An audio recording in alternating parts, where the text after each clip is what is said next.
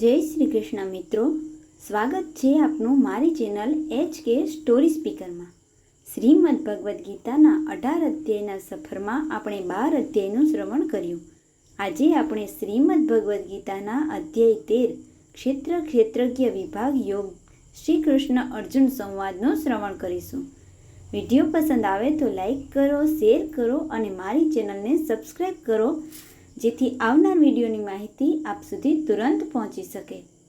અધ્યાય 13માં અર્જુન અને શ્રી કૃષ્ણ વચ્ચે શરીર એટલે ક્ષેત્ર અને આત્મા ક્ષેત્રજ્ઞ જ્ઞાન અને પરમાત્મા વિશે અત્યંત ઊંડો તત્વચિંતનાત્મક સંવાદ થાય છે. આ અધ્યાયમાં કુલ 35 શ્લોકો છે.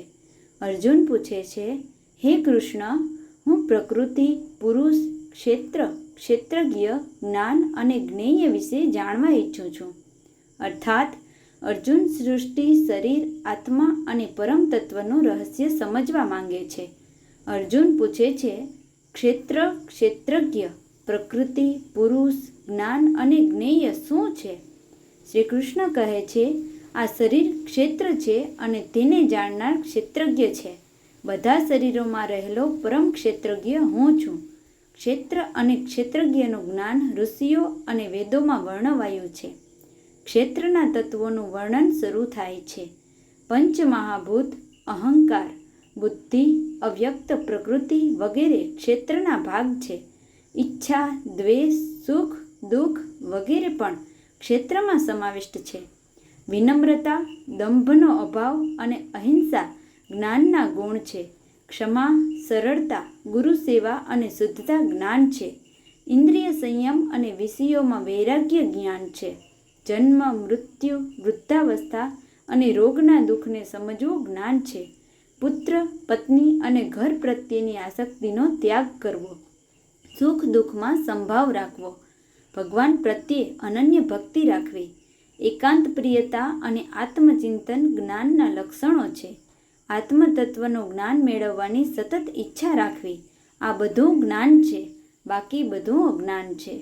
હવે જ્ઞેયનું વર્ણન કરું છું. પરબ્રહ્મ અનાદિ છે અને સત્તા અસત્તાથી પર છે. તેના હાથ, પગ, આંખો સર્વત્ર છે. તે બધું સાંભળે છે, જુએ છે અને સર્વવ્યાપક છે. ઇન્દ્રિયો વગર પણ તે ઇન્દ્રિયોના કાર્યનો આધાર છે. તે અંદર અને બહાર બંને છે. સૂક્ષ્મ અને અદ્રશ્ય છે. તે દૂર પણ છે અને નજીક પણ છે. તે અવિભાજ્ય હોવા છતાં બધામાં વિભાજિત જેવો દેખાય છે. તે જ સૃષ્ટિનું પાલન અને સંહાર કરે છે. તે પ્રકાશનો પણ પ્રકાશ છે અને અજ્ઞાનથી પર છે. તે સર્વના હૃદયમાં નિવાસ કરે છે. પ્રકૃતિ અને પુરુષ બંને અનાદિ છે. કાર્ય અને કારણનું મૂળ પ્રકૃતિ છે. સુખ અને દુઃખનો ભોગતા પુરુષ જીવાત્મા છે. ગુણોની આસક્તિના કારણે જીવ સારા ખરાબ યોનિમાં જન્મ લે છે. શરીરમાં પરમાત્મા સાક્ષી, અનુમંતા અને ભરતા છે. જે પ્રકૃતિ, પુરુષ અને ગુણોને સમજે છે તે મુક્ત થાય છે. કેટલાક ધ્યાનથી, કેટલાક જ્ઞાનથી અને કેટલાક કર્મયોગથી પરમાત્માને પામે છે.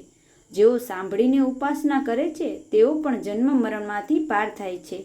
સ્થાવર અને જંગમ બધું ક્ષેત્ર અને ક્ષેત્રજ્ઞના સંયોગથી ઉત્પન્ન થાય છે. જે સર્વ જીવોમાં સમાન પરમાત્માને જુએ છે તે સાચું જુએ છે. સર્વમાં સમાન ઈશ્વરને જોઈને મનુષ્ય પોતાનું નુકસાન કરતો નથી. આ રીતે તે પરમગતિ પ્રાપ્ત કરે છે. બધા કર્મો પ્રકૃતિ દ્વારા થાય છે. આત્મા અકર્તા છે. જે સર્વમાં એક જ પરમાત્માને જુએ છે તે બ્રહ્મને પ્રાપ્ત કરે છે. જેમ આકાશ બધામાં રહીને પણ અસ્પર્શિત રહે છે તેમ આત્મા રહે છે.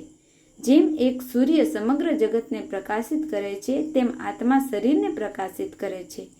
જે જ્ઞાન ચક્ષુથી ક્ષેત્ર અને ક્ષેત્રજ્ઞનો ભેદ સમજે છે અને પ્રકૃતિની મુક્ત થવાનો માર્ગ જાણે છે તે પરમપદને પ્રાપ્ત કરે છે. શ્રી કૃષ્ણ સમજાવે છે, કહે છે, આ શરીરને ક્ષેત્ર કહેવામાં આવે છે. ક્ષેત્ર એટલે કર્મનું ક્ષેત્ર, જ્યાં જીવ કર્મ કરે છે અને તેના ફળ ભોગવે છે. શરીરમાં સમાવેશ થાય છે પંચમહાભૂત, પૃથ્વી, જળ, અગ્નિ, વાયુ અને આકાશ. અહંકાર, બુદ્ધિ, અવ્યક્ત પ્રકૃતિ, 10 ઇન્દ્રિયો, મન અને 5 વિષયો, શબ્દ, સ્પર્શ, રૂપ, રસ અને ગંધ, ઈચ્છા, દ્વેષ, સુખ, દુઃખ વગેરે આ બધું મળીને ક્ષેત્ર કહેવાય છે. શ્રી કૃષ્ણ કહે છે, જે આ શરીરને જાણે છે તે ક્ષેત્રજ્ઞ છે, અર્થાત આત્મા શરીરથી અલગ છે. વધુમાં શ્રી કૃષ્ણ કહે છે, બધા ક્ષેત્રોમાં રહેલો ક્ષેત્રજ્ઞ હું જ છું. અહીં ભગવાન પોતાનો સર્વ આત્માઓના અંતર્યામી અને પરમાત્મા તરીકે દર્શાવે છે. સાચું જ્ઞાન શું છે? શ્રી કૃષ્ણ 20 ગુણો જણાવે છે જેને જ્ઞાન કહેવામાં આવ્યું છે. વિનમ્રતા, દંભનો અભાવ, અહિંસા, ક્ષમા, સરળતા, ગુરુ સેવા, શુદ્ધતા, આત્મસંયમ, વૈરાગ્ય, અહંકારનો અભાવ, જન્મ, મૃત્યુ, વૃદ્ધાવસ્થા અને રોગના દુઃખનું ચિંતન, આસક્તિનો ત્યાગ, સંભાવ, એકાંત પ્રિયતા, પરમાત્મામાં અનન્ય ભક્તિ, આત્મજ્ઞાન માટે સતત પ્રયત્ન. શ્રી કૃષ્ણ કહે છે, આ ગુણો જ જ્ઞાન છે. તેનાથી વિરુદ્ધ બધું અજ્ઞાન છે. જાણવા યોગ્ય પરમ તત્વ, જેને જાણવાથી અમરત્વ મળે છે તે પરબ્રહ્મ છે. તેના લક્ષણો અનાદિ, સર્વત્ર વ્યાપ્ત, બધા હાથ, પગ, આંખો, મસ્તક અને કાન ધરાવનાર, ઇન્દ્રિયો વગર પણ ઇન્દ્રિયોના કાર્યનો આધાર અંદર અને બહાર બંને સ્થિત, સૂક્ષ્મ હોવાથી સામાન્ય દ્રષ્ટિથી અદૃશ્ય. આ પરમાત્મા સર્વ જીવોમાં એક સરખા રહેલા છે. પ્રકૃતિ અને પુરુષ. શ્રી કૃષ્ણ સમજાવે છે, પ્રકૃતિ કાર્ય અને કારણનું મૂળ 3 ગુણો છે. શરીર અને ઇન્દ્રિયોની ઉત્પત્તિનું કારણ, પુરુષ જીવાત્મા સુખ દુઃખનો ભોગતા, પ્રકૃતિ સાથે જોડાઈને જન્મ મરણના ચક્રમાં પડે છે. પરમાત્માનું સ્થાન. શરીરમાં રહેલા પરમાત્માને શ્રી કૃષ્ણ વર્ણવતા કહે છે, ઉપદ્રષ્ટા, સાક્ષી, અનુમંતા, ભર્તા એટલે પાલન કરતા, ભોગતા, મહેશ્વર પરમાત્મા તે સર્વના હૃદયમાં નિવાસ કરે છે. મુક્તિનો માર્ગ.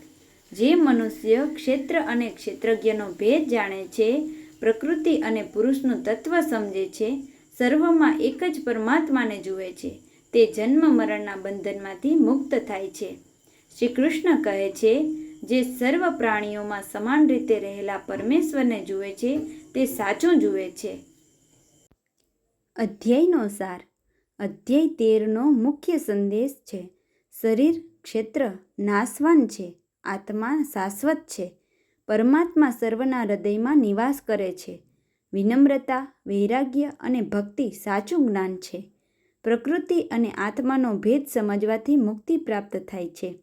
સર્વમાં એક જ પરમાત્માનું દર્શન કરવું એ ઉચ્ચ આધ્યાત્મિક દ્રષ્ટિ છે.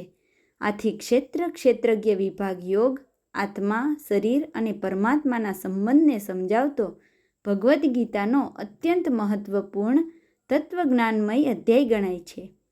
ફરી મળીશું શ્રીમદ્ ભગવદ્ ગીતા અધ્યાય 14ના વિડીયો સાથે. ત્યાં સુધી સૌને મારા જય શ્રી કૃષ્ણ. રાધે રાધે.